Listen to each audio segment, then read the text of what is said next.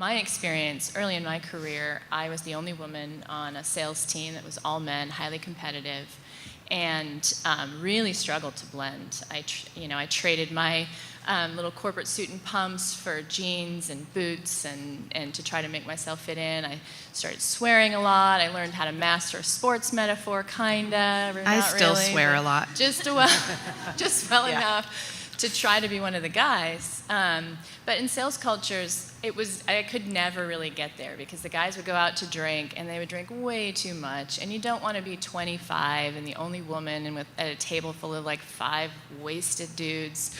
So I would leave, which would mean that the relationships, like it never really clicked. And so my reaction was a little bit different. I did try to blend, but it gave me a resolve to just be the best, the very best in my team, and I was.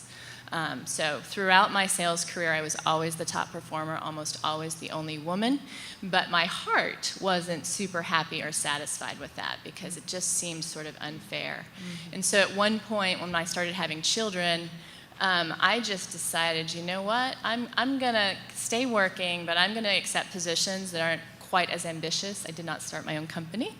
It's part of why I love hearing Gay's story and Sarah's story. I chose what some people call the mommy track, where I coasted for a little while. And then when my youngest went back to kindergarten, or got to kindergarten, I went back to work sort of more full force.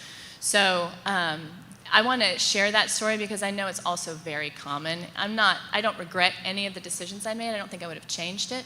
But I think that's another really common reaction to imbalances in the workplace. Sometimes people just withdraw.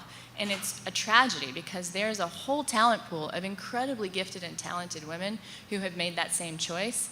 And businesses are the ones who suffer because it means they don't have the talent they need to succeed or achieve their potential.